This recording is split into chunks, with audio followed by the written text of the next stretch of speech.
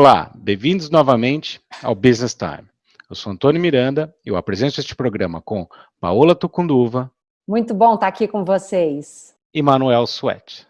Opa, tamo juntos. O Business Time é uma iniciativa do Guia Brasil América para trazer informação de negócios para vocês que querem empreender ou já empreendem nos Estados Unidos.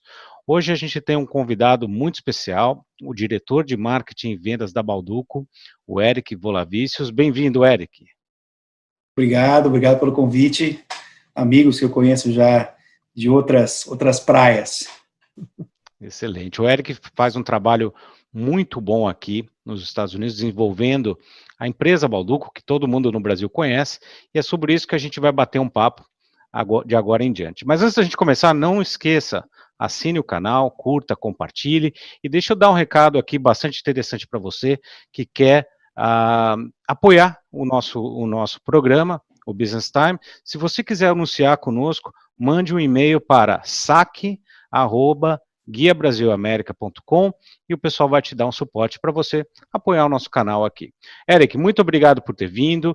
A Balduco é uma daquelas empresas que nós brasileiros temos muito orgulho de ver se dando bem aqui nos Estados Unidos, né? Aqui em Miami agora tem até uma fábrica, um prédio muito bonito, mas a maioria das pessoas acham que para a Balduco foi fácil começar essa história aqui. Conta um pouquinho para a gente como é que foi a trajetória da Balduco de sair lá do Brasil e enfrentar os desafios do maior mercado consumidor do mundo.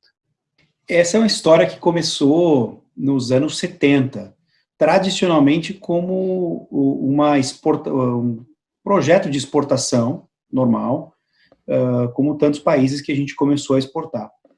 Obviamente, a gente enxergava os Estados Unidos de uma maneira especial, pelo tamanho do mercado, pelas características, mas realmente não foi um plano que veio de maneira super estruturada, ele foi se construindo e começou desde então, desde os anos 70. Foi ganhando corpo, alguns distribuidores que a gente encontrou no país foram crescendo, o produto foi sendo aceito, e esse projeto foi tomando mais corpo, e eu diria que mais próximo do ano 2000, onde realmente a família Balduco e os executivos da época começaram a falar, não, realmente está pegando corpo e a gente tem que olhar com mais seriedade, com mais investimento e tal, até desembocar, a gente vai falar sobre isso depois, mas até desembocar num projeto físico, onde a gente contratou a equipe local, abriu um centro de distribuição, primeiramente, e foi construindo essa equipe que hoje está aqui. E, Eric, vamos dizer, estar nos Estados Unidos já não é um desafio fácil. E eu tenho a impressão que a cultura de comer panetone não é uma coisa que faz parte do perfil e do mercado americano. Como é que é para uma empresa, mesmo grande como a Balduco, que tem um respaldo, tem condição financeira, abrir um mercado e construir um hábito novo nessa população? Esse é o nosso desafio número 1, você tocou aí no ponto central. Mas também foi a nossa maior oportunidade. Então, a gente enxergou que, sendo uma empresa, nós somos o maior produtor de panetone no mundo. Então, a gente falou, olha, nós temos musculatura, a gente tem um produto de qualidade. E por que não a gente competir e criar? A gente falou assim, no Brasil, se você pensar também, o Brasil também não tinha essa cultura, a gente tinha uma comunidade italiana meio ali concentrada em São Paulo, e hoje você tem o panetone sendo consumido por qualquer comunidade em qualquer canto do país. Então, é claro que é um sonho diferente, mas a gente pensou, por que não buscar replicar esse trabalho num tempo mais curto nos Estados Unidos. Então, mas é um desafio enorme. E eu acho mas assim, ao longo dos últimos anos, você consegue ver alguns produtos novos que foram aparecendo e que através da própria, óbvio, por um lado, a inovação, ferramentas de marketing, a própria distribuição do produto, foi criando o conhecimento de uma categoria que, de uma hora para outra, explodiu. A gente acredita que o estágio que a gente está agora, a gente tem conseguido o mais difícil, que é o varejo aceitar abrir as portas para a gente. E isso veio acontecendo nos últimos anos e nos deu muita segurança de falar, opa, olha só que legal, testaram o produto, deu certo, cresceram um pouquinho mais, deu certo. E aí tem um efeito também interessante, que é um efeito meio de peers, né? O varejista número 1 viu que o varejista número 2 tem um produto, viu você em todas as feiras de negócios e viu você crescendo, começa a falar, peraí, eu também tenho que ter essa marca aqui no meu portfólio. E assim vai. Então é um efeito meio bola de neve, que obviamente pode ser acelerado à medida que você tenha recursos e musculatura e obviamente tem uma estratégia correta. Né? Eu acho que além disso, né, Eric, além dos próprios varejistas começarem a olhar, tem a questão do americano, né?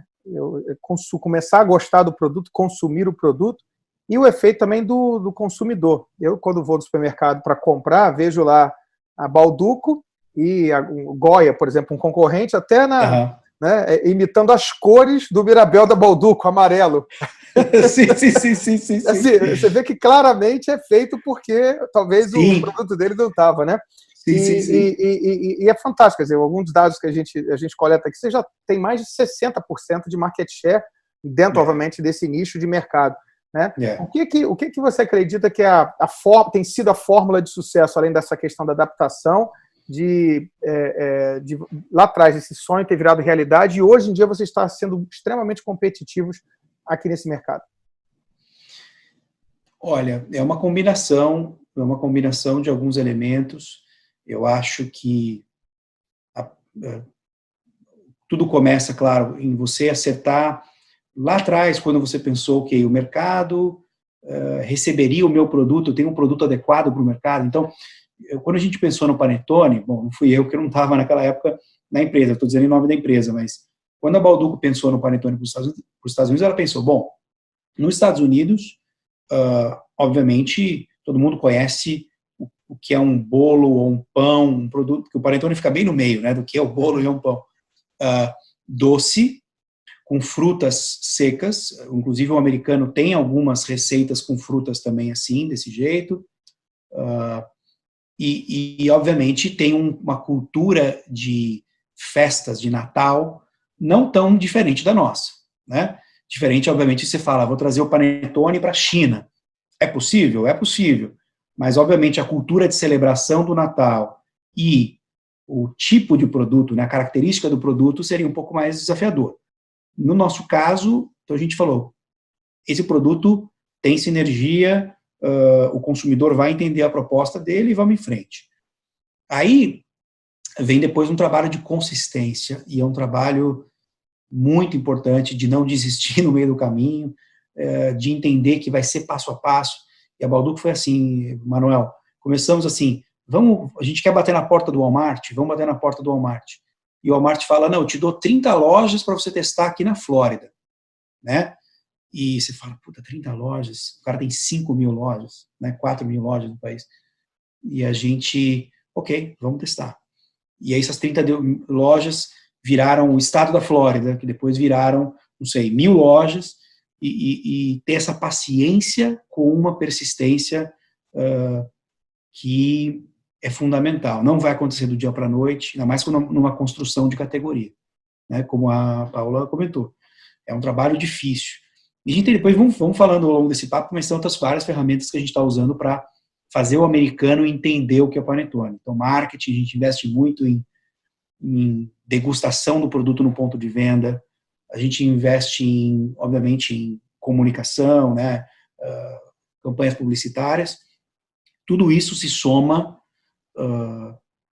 para a gente chegar, como você falou, quase 70% de market share no mercado nos Estados Unidos.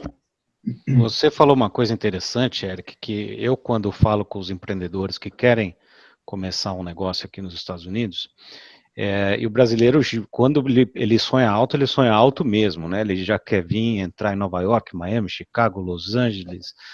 E eu falo para eles o seguinte, calma, tenha paciência, como você falou, né? Porque aqui, nesse país, cabe o Brasil algumas vezes em termos de tamanho de consumo, né? Sim. E hoje vocês já têm um entendimento muito bom das diferenças regionais aqui, também de perfis de consumidores. Eu queria que você contasse um pouco qual que é o entendimento de vocês, principalmente seu, que, né, é o diretor de marketing, com relação às diferenças regionais aqui dos Estados Unidos. Isso eu continuo aprendendo e foi um ponto que me abriu muito a cabeça quando eu cheguei aqui. E eu me lembro olhando o Brasil, enquanto um profissional de marketing no Brasil, o Brasil também tem diferenças regionais, mas você não tem o elemento demográfico, né, das diferentes comunidades que, de certa maneira, imigraram para cá recentemente, em comparação com o Brasil, né? Você fala, o Brasil tem orientais, tem italianos, mas que chegaram no Brasil muitos anos atrás. E ainda, aqui nos Estados Unidos, você tem o elemento demográfico que é fundamental que você entenda. Então, você tem mini países dentro dos Estados Unidos. E como que a gente resolve esse problema, né? A gente tem uma equipe de vendas espalhada pelo país. Então, a gente tem um gerente de vendas que só cuida da costa oeste, que é muito diferente da costa leste. A região central do país também é bastante diferente. E a gente tem, então, basicamente, a gente tem aí, dividir o país em 4 pedaços. E essas pessoas têm conhecimento do mercado local, a gente se comunica constantemente. Também uma coisa que a gente fez, você sabe disso, é que a gente investiu um pouco em pesquisa, e a gente fez pesquisas regionais, então a gente queria entender a aceitação das categorias que a gente queria investir, basicamente em 3 ou 4 regiões do país, e entendeu as diferenças, porque realmente existem diferenças, e isso impacta, acho que, em todos os ramos do nosso negócio, na maneira de fazer comunicação. A gente também, eu como marketing, na hora que a gente vai pensar numa campanha, também tem que levar isso em consideração, um pouco da mensagem, um pouco dos meios de comunicação, e de fato... Mas eu tenho uma coisa também importante, que é importante falar, não é necessário você chegar aqui e gastar um dinheirão, uma pesquisa gigantesca. É um lance de observação, é você ter o mínimo do seu tempo dedicado em viajar para esses lugares, participar de eventos, ou mesmo fazer uma visita ao ponto de venda, e o resto da informação está aí disponível. Né? Não, obviamente que a pesquisa de mercado ela aprofunda e te dá um monte de insights importantes. Mas digo, como passo inicial, não seria uma barreira de entrada, né? Acho que você concorda comigo. Ela é importante para você refinar a estratégia, para você fazer isso de maneira bastante profissional, mas pode começar como uma observação. Eu acho que a Balduco mesmo começou assim. A gente vinha nas feiras, a gente visitou muito o mercado, gastou muita sola de sapato, e daí começou essa estratégia que depois foi se aprofundando, com certeza.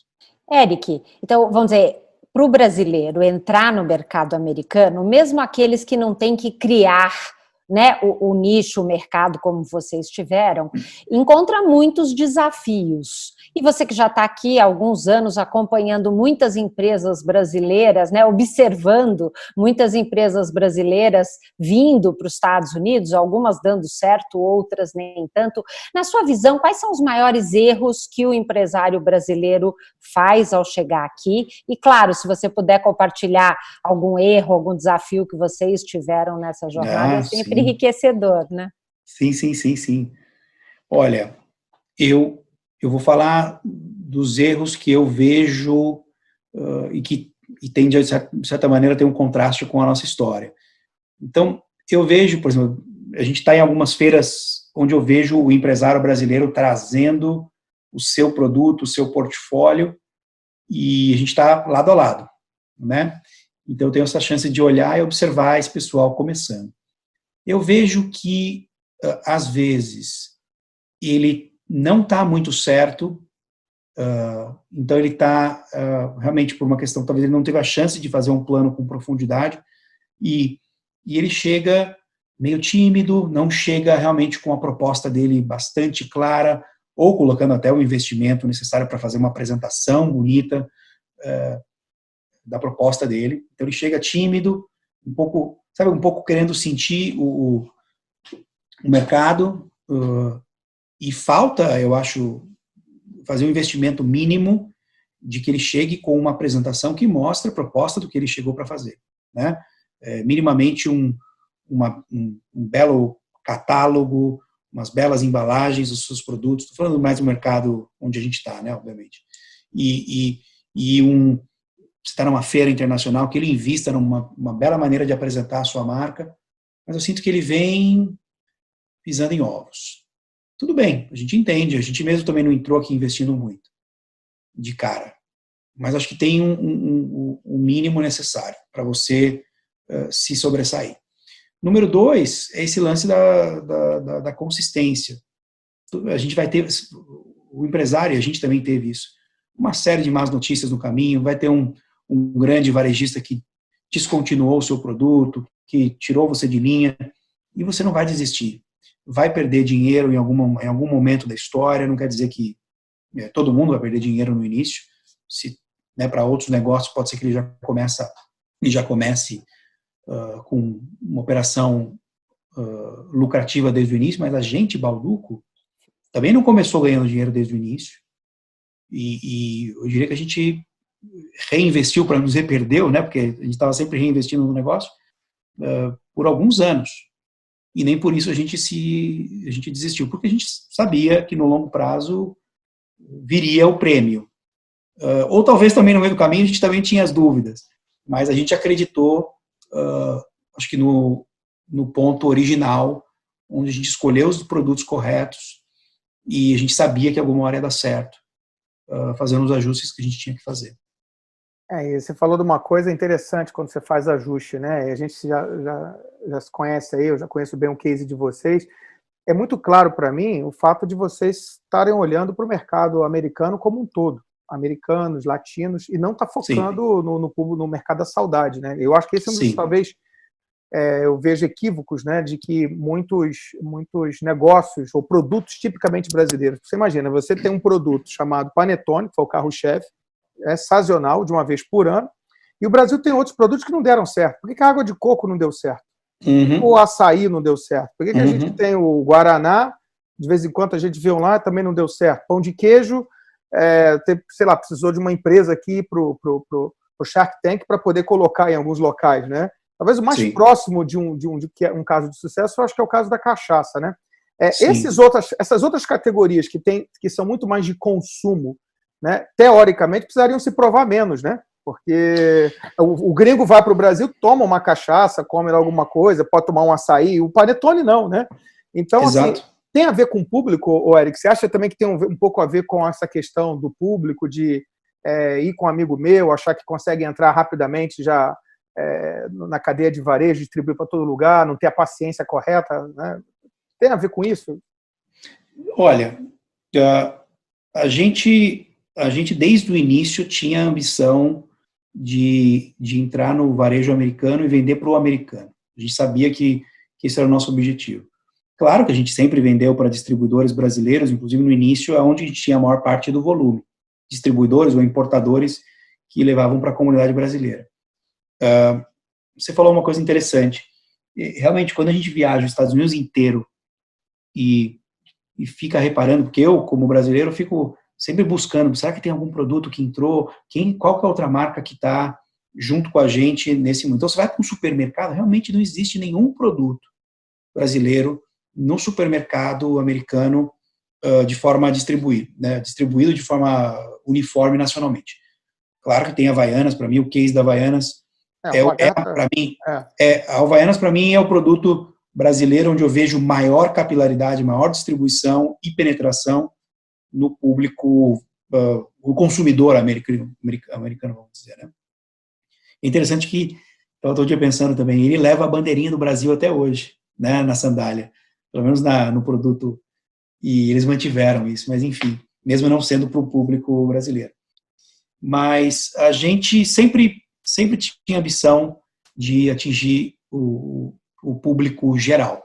E o que a gente foi fazendo foi adaptamos o portfólio inteiro que a gente tinha para o consumidor americano. Então, hoje, os sabores, né, dos wafers que a gente tem, eu posso falar tem algumas linhas que a gente tem aqui que nem temos no Brasil, né? Então, não é que a gente pegou o que a gente tinha no Brasil, copiou, trouxe para cá, ou traduziu a embalagem. Não, a gente pensou, por exemplo, aqui a gente tem uma linha de wafers sugar free, né? E no Brasil, a gente sabe que não é um mercado tão grande, a partir do sem açúcar. Está crescendo, mas é pequenininho ainda. Aqui não, o mercado é enorme, a gente tem uma linha de wafers sugar free. A gente tem, outra coisa que a gente fez, que a gente já conversou acho que uma vez eu e você sobre isso, a gente fez parcerias estratégicas com marcas americanas nas nossas embalagens. Então, por exemplo, o nosso panetone de frutas, né? Ele vinha com um logo e com a uva passa mais conhecida nos Estados Unidos, que é da Sun-Maid, que é da Califórnia. Então, olha só, isso sim o empresário tem que ter coragem de fazer. Olha só o que a gente fez. A gente comprava a uva da Califórnia, mandava para o Brasil, produzia o panetone com essa uva e trazia o panetone de volta para cá, né? Ao invés de comprar, por exemplo, no Chile ou na Argentina, que é onde acho que a gente sempre comprou a uva passa, a gente falou, não, para os Estados Unidos vale esse investimento, porque essa marca é reconhecida pelo americano. Então, quando ele olhar essa embalagem, lembra aquela história, o americano que não conhece, né? Ele vai olhar essa embalagem e fala, opa, tem alguma coisa aqui familiar, tem um produto, um ingrediente, uma marca que eu conheço e que é de qualidade. A gente fez isso com a Sun-Maid e com a Hershey. Então, a gota de chocolate que a gente usou desde o início, muitos anos, não diria desde o início, mas ao longo de muitos anos, também a gente usava o logotipo da Hershey's. E isso era uma marca, a gente sabe, líder de mercado, expressiva, que também foi nos abrindo portas. Então, essa soma de iniciativas que a gente foi tendo. E outra coisa também, a gente pode falar disso, do ponto de vista comercial, abrir essas portas é muito difícil. Você tem que estar muito aberto a adaptar o teu go-to-market o tempo inteiro, né? Porque para você entrar em um varejista é um formato, ou uma maneira. Para você entrar no outro cara é através de uma outra estratégia. Então você tem que, não existe uma fórmula única. Fórmula única esquece. Você tem que estar, o empresário brasileiro tem que estar aberto a pensar em várias fórmulas customizadas para cada canal, para cada mercado. Isso é uma grande diferença em relação ao Brasil. Porque no Brasil, o varejista, ele pode estar contente de ter o panetone Balduco, aliás, estou com o meu aqui. Ah, meu Deus, só para dar água na boca. Amanhã tem que correr no supermercado. Então, o varejista no Brasil, no momento que o varejo brasileiro, não diria no momento, na maneira como ele está construído, todos eles estão contentes em ter esse produtinho aqui como seu carro-chefe. O varejo americano, ele tem a seguinte característica, ele já é multifacetado. Eu sou um varejista que só me foco no mercado natural. Eu sou um outro que só no low income, né, na baixa renda. Eu sou um outro que eu só sou focado em marcas privadas. Ou, enfim, um outro fala, não, tá no Walmart, que é um mainstream, que é uma rede muito popular. Ah, não, eu quero uma marca um pouco mais exclusiva. Então, você como fabricante, você fala, poxa vida, então, para eu atender toda essa gama de canais, eu vou ter que pegar a minha linha e adequar. Então, eu vou ter um produto com um perfil, não é o nosso caso, mas um perfil mais natural, orgânico, ou vou ter que fazer uma marca privada para um outro varejista, se eu quiser estar lá dentro, e assim por diante. Incrível. Eu queria só aproveitar, Eric, para, vamos dizer assim, esclarecer um pouco algumas diferenças que eu acho que o que você trouxe, que é tão importante aqui. Porque você pega nos Estados Unidos, sul da Flórida, você pegar 3 redes de supermercado varejistas, uma como o Walmart, que está espalhada pelos Estados Unidos inteira, uma como o Publix, que está mais concentrada, mais conhecida na Flórida, não tenho certeza em outros estados, e um Mylands da vida, que é uma rede pequena, uma coisa mais parecida com Santa Luzia no Brasil, não chega tanto, mas mais ou menos.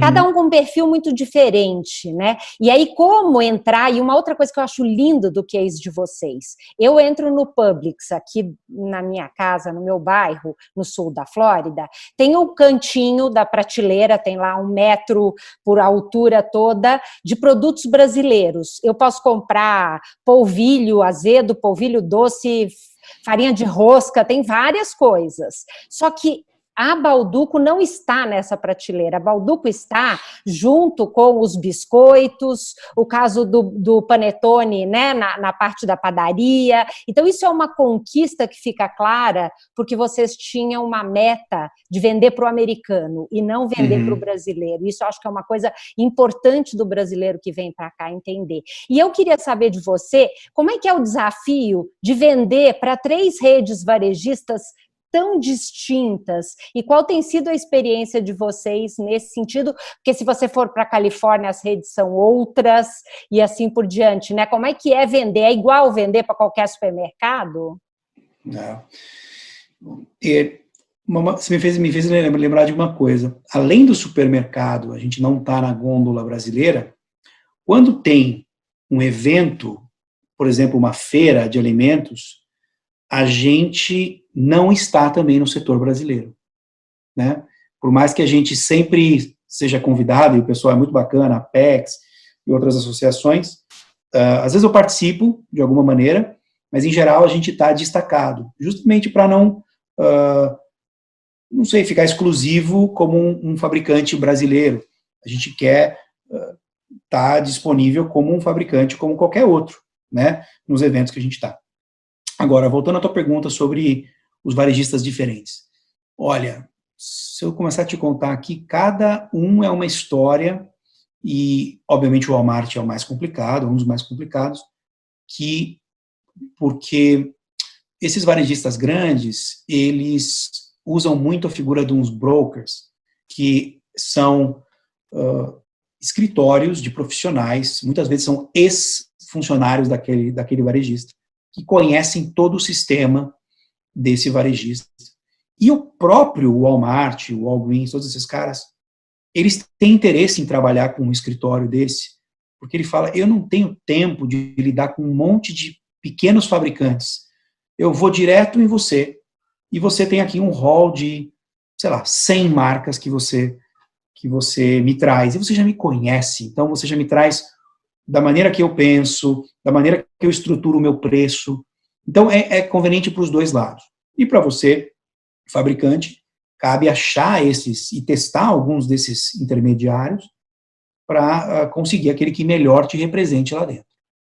Mas tem tantos desafios, às vezes você entra e você é uma marquinha pequenininha, e o cara tem um monte de marcas grandes. Você fala, como esse cara vai prestar atenção e dedicar tempo? Então, tem várias ferramentas. O Publix, por exemplo, ele está em todo o Sudeste, mas o foco dele mesmo é na Flórida, é onde está o grande tamanho da operação. Também, a gente tem relação com eles através da central, mas aqui na Flórida a gente trabalha com um distribuidor. Isso tem uma grande diferença do Brasil. A Bauducco no Brasil entrega sempre nos centros de distribuição, né? E é uma operação de grandes volumes, você chega com o seu caminhão, entrega a sua distribuição, e tem a figura do promotor na loja, que te representa, te arruma, né, coloca o teu produto da melhor maneira que ele puder, num lugar bacana. Aqui, o varejista falou, meu negócio não é logística. Eu quero que você me entregue o meu produto loja a loja. E aí você fala, poxa vida, como é que eu vou entregar 3 caixinhas de wafer? Como é que essa operação vai ser rentável, né? Numa loja do Publix, como tantas que tem na Flórida, acho que são, vou falar uma bobagem, 700, 800 lojas na Flórida. Então você tem que encontrar um modelo onde você tem um intermediário que represente a sua empresa e entregue esse produto porta a porta, vamos chamar assim, né? Loja a loja. E isso não é verdade para o Walmart, e também às vezes não é verdade para um outro que prefere trabalhar via centro de distribuição. Mas a grande maioria hoje acredita que é do fabricante o problema de fazer a logística e colocar o produto dele loja a loja, né?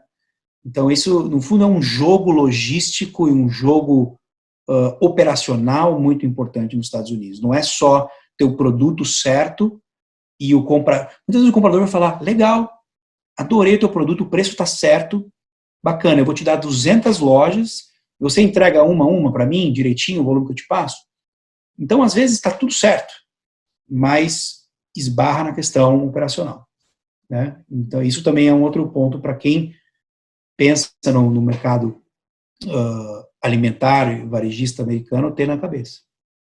E o Eric, tem uma coisa também que além, né, do desafio de entender a parte do trade, né, a parte do cliente, vocês fazem um esforço muito grande de entender e se adequar aos costumes do consumidor, né? Eu me lembro que algum tempo atrás você me mostrou uma campanha maravilhosa que foi feita lá em Nova York para o Thanksgiving, né? Sim.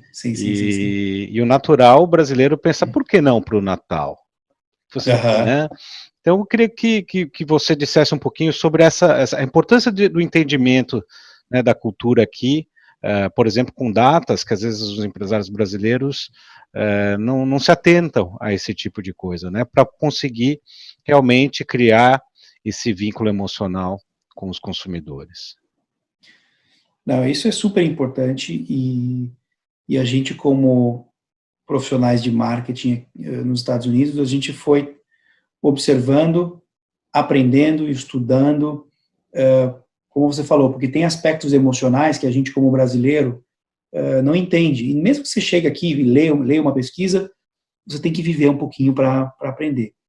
Então, o que a gente aprendeu foi que a data emocional e de reunião de família, de todo mundo se unir e estar com aquele coração e com aquela emoção à flor da pele, não é tanto o Natal. Eu diria que aqui nos Estados Unidos é muito mais o Thanksgiving. E não só da questão emocional, mas é o momento onde fisicamente as pessoas todas se reúnem. É onde as passagens aéreas não ficam mais caras, é onde todo mundo voa pelo país inteiro para encontrar a família. O Natal já é para quem está próximo, para amigos próximos, familiares mais próximos, mas a reunião é menos importante, eu até diria, do que acontece no Thanksgiving. E a gente entendeu isso, e fomos entendendo isso até hoje, a gente está ajustando. Pra você ter uma ideia, hoje eu estava numa reunião e a gente estava discutindo que a gente tem um material que a gente coloca no ponto de venda para decoração do panetone, que é como se fosse um trenó de Papai Noel. E esse material a gente estava colocando desde o início da campanha, lá desde outubro, né? E a gente parou para pensar e falou, não, tá errado, a gente tem que fazer um material um pouco mais genérico, que perdure esse período todo, e que não fique tão natalino desde outubro. Porque o americano, diferente do brasileiro, que já entra no espírito do Natal desde então, e tudo bem, tem esse momento, peraí, aqui as datas sazonais são muito marcadinhas, né? Você tem o Halloween, que chega em outubro, as lojas todas estão decoradas de Halloween, as gôndolas, né, os produtos. Depois sai do Halloween, você tem o Thanksgiving, então tudo fica meio laranja, meio outono, né, os sabores são canela, você entra no supermercado, tem um cheirinho de canela, tem uma decoração. E aí você, abóbora também, obviamente, no Thanksgiving. E aí tem o Natal, onde as cores são outras e os produtos são outros. Então a gente vem aprendendo bastante isso. E essa campanha do Times Square, que aliás quem quiser ver, está lá no canal do YouTube da Balduco Foods, foi uma coisa que surgiu assim meio orgânica quando a gente comprou um painel. Isso é uma coisa legal, deu um orgulho. A gente comprou um painel digital lindo na Times Square que tem um formato quadrado, como se fosse o formato da caixa de panetone. Então a gente falou, vamos fazer esse investimento que todo o varejo, vamos contar, eles vão falar, poxa, esses caras estão de brincadeira, né? Você, se está de brincadeira no país, não vai comprar um painel desse no meio da Times Square. Muito bem. A gente, discutindo com a agência, a gente falou, peraí, esse painel sendo digital, ele é interativo. Então vamos colocar umas mensagens de Thanksgiving lá em cima do painel, para quem estiver passando na rua. A gente entrevista as pessoas e fala, se você não for encontrar sua família, né, nesse Thanksgiving, o que você gostaria de dizer para ela? E a pessoa não estava vendo o painel, estava atrás dela. Então a pessoa começava a contar uma história emocionante. Poxa, teve uma que contou que o filho dela estava no Afeganistão, numa missão pelo exército americano, e que ela queria mandar uma mensagem. Então, enquanto ela ia falando, a gente tinha um redator que ia escrevendo a mensagem dela em real time, e ia jogando lá atrás. Quando a pessoa virava e via a mensagem dela no meio da Times Square para o filho, né, era super emocionante. Então a gente gravou tudo isso e fez um vídeo meio viral para a internet. Então foi bem legal. E tem eu me lembro muito bem, isso foi no Thanksgiving, né, no Dia de Ação de Graças, né, que você falou, e é interessante, Eric, porque a mensagem era justamente essa, né, eu me lembro, get closer to people you have, no matter how far you are, né, quer dizer, se aproximar das pessoas, né, não importa quão distante você está. Exato. E tem tudo a ver com o momento que a gente está vivendo agora, né? Quer dizer, todo mundo né, se aproximar das pessoas, né, não importa. Onde você esteja. É uma boa ideia de fazer o vídeo 2 aí, o segundo aí, pegando esse Tem razão, bom gancho, é um bom gancho. Você pode mandar o Panetone pela Amazon. Pela Amazon, exatamente. E pelo menos... Olha quem chegou aqui, ó. Em live é assim, né? A gente tem esse direito, né? Deixar a porta aberta. Sim. Né? Vamos lá. Sim, mas sem dúvida. E a mensagem foi essa, porque a gente queria pegar um tom emocional, mas, obviamente, o que é funcional do produto é dizer, o produto está presente nos momentos de união das famílias, e ele funciona como isso que você dá de presente, isso que você oferece para o outro. Então, deu muito certo, a campanha, assim, foi muito comentada, e também surgiu, assim, de observação, de entender o consumidor local e os hábitos locais. Bastante importante, né? Isso é o papel aqui do Business Time, dar todas essas dicas que você levou anos para aprender, né? Quem está assistindo a gente agora está tendo um privilégio de, em aí 30, 40 minutos, absorver muito conhecimento. E eu queria muito te agradecer, Eric, pelo seu tempo. A gente está num período dificílimo de trabalho, né? Todo mundo em casa e você tendo que dar conta de tantos problemas lá na empresa e reservou um tempo para falar com a gente aqui. Muito obrigado pela sua participação. Obrigado a vocês pela oportunidade e continuem contando comigo. A gente tem que se ajudar mesmo. A gente troca muita ideia, os brasileiros que estão aqui, e a gente está, de fato, aberto. E eu recebo muitos empresários, inclusive, a gente já teve a chance de juntos trazer gente lá para Balduco, visitar nossa operação. Então, se tiver um empresário que a gente puder ajudar e puder receber, vai ser um prazer. E também trocar contatos, algumas coisas que possam ajudar. Porque, de fato, encurta, né, um período de aprendizagem que é grande mesmo. Perfeito. Paola, muito obrigado. Eu que agradeço, foi muito bom estar aqui, Eric, obrigado por compartilhar tanto conhecimento e experiência prática, né? Manuel, obrigado mais uma vez. Vocês todos, valeu, Eric. Mais do que dicas, foi uma tremenda aula de internacionalização de empresas. Obrigado, Eric. O Eric foi meu primeiro entrevistado e é o campeão de aparições aqui, já é a terceira vez. Mas sempre tem assunto novo e com certeza ele tem que voltar um dia desses aqui. Legal. E obrigado a você que esteve hoje com a gente aqui no Business Time. Não perca na próxima semana mais um episódio de negócios nos Estados Unidos aqui com a gente no programa Business Time. Até lá.